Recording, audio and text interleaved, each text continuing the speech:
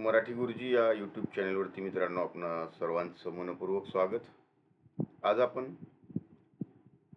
सुलभ भारती मराठी इयत्ता 5वी या पाठ्यपुस्तकातील जी पहिली कविता आहे नाच रे मोरा या प्रस्तुत गीतावरती आधारित अतिरिक्त महत्त्वाचे प्रश्न आणि त्यांची उत्तरं अगदी सहज सोप्या समजणाऱ्या भाषेमध्ये आपण घेऊन आलेलो आहोत.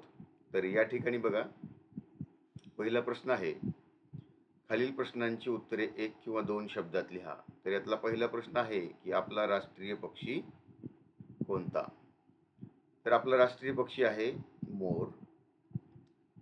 दुसरा प्रश्न आहे, मोर कुठे नाचणार आहे? तर मोर हा आंब्याच्या वनात नाचणार आहे.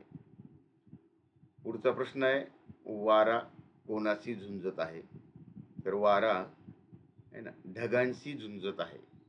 या ठिकाणी खाली उत्तरं दिलेली आहेत, तुम्ही पाहू शकताय. पुढचा प्रश्न आहे, ढगाला कशाची उपमा दिलेली आहे? तर बघा, ढगाला काळ्या कापसाची उपमा दिलेली आहे. कोण टाळी देते? बघा, उत्तर आहे वीज. बघा, वीज देते टाळी.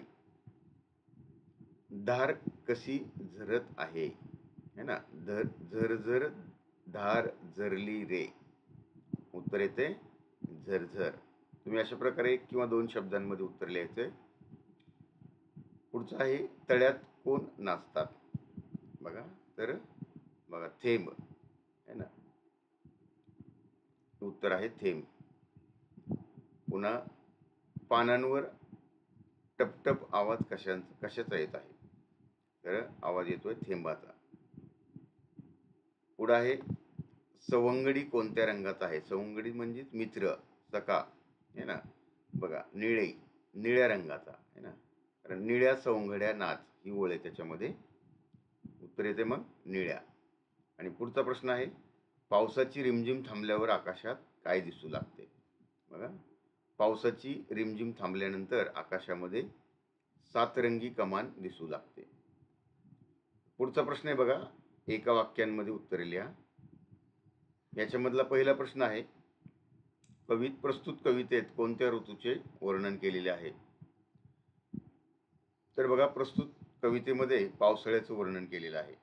बघा, ज्यावेळेस प्रश्न एका वाक्यात उत्तरे लिहा असं विचारलेलं असेल तर तुम्ही अशा प्रश्नांची उत्तरं पूर्ण वाक्यामध्ये लिहायचे. अशा प्रकारे की प्रस्तुत कवितेत पावसाळ्याचे वर्णन केलेले आहे. पुढे बघा, प्रस्तुत कविता कोणी लिहिलेली आहे? म्हणजे याच कवितेचे कवी कोण आहेत? तर ते आहेत ग. दि. माडगूळकर. बघा, म्हणजे प्रस्तुत कविता ग. दि. माडगूळकरांनी लिहिली आहे. पुढचा प्रश्न आहे, कवी मोराला कशा प्रकारे नाचण्यास सांगत आहे? बघा, कवी मोराला आपला पिसारा फुलवून नाचण्यास सांगत आहे. झाडांची इरली कशामुळे भिजली आहे? बघा, झाडांची इरली ही झरझर धार झरल्यामुळे भिजली आहे. कवी कोणाबरोबर खेळणार आहे? तर कवी हा आपल्या निळ्या सवंगड्या बरोबर खेळणार आहे. सवंगडी म्हणजेच मित्रांबरोबर.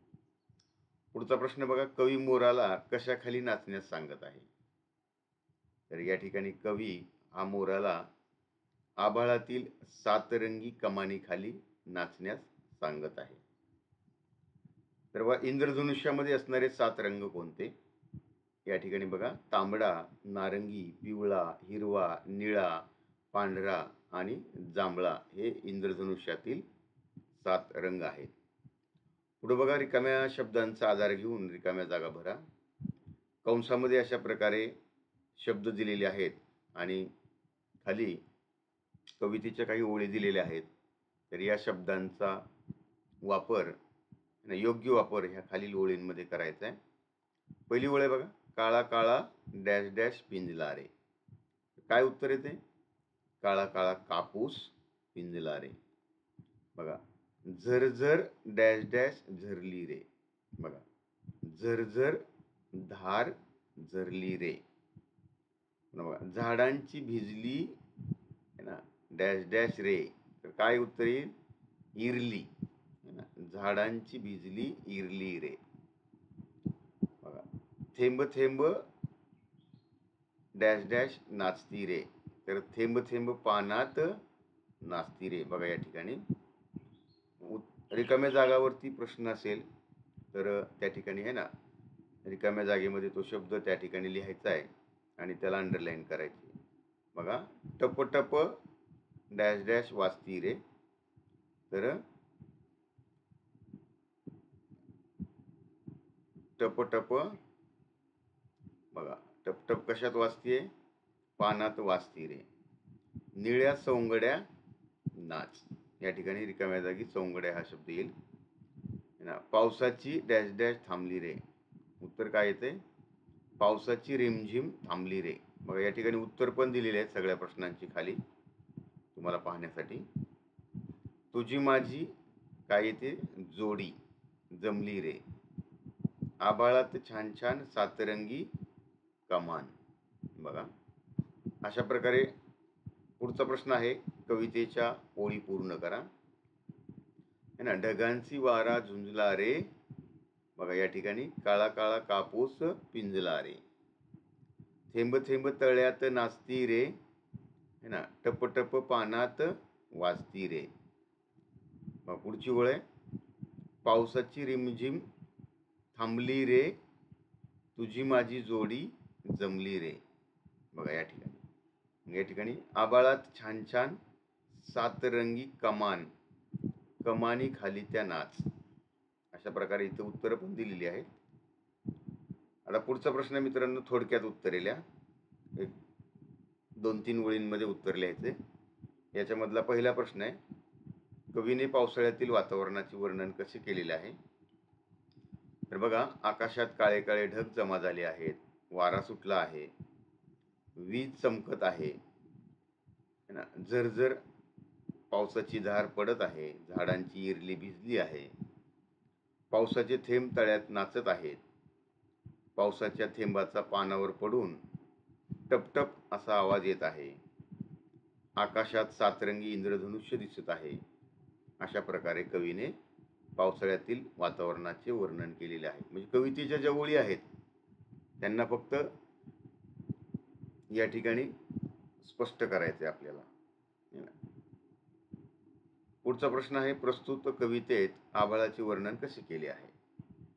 बघा, पाऊस सुरू होण्यापूर्वी आभाळात काळा काळा कापूस पिंजावा तसं काळे ढग जमा झालेले आहेत, वीज कडाडते आहे, तसेच पावसाची रिमझिम थांबल्यावर आभाळात सातरंगी इंद्रधनुष्य दिसत आहे. अशा प्रकारे कवितेत आभाळाचे वर्णन केलेले आहे.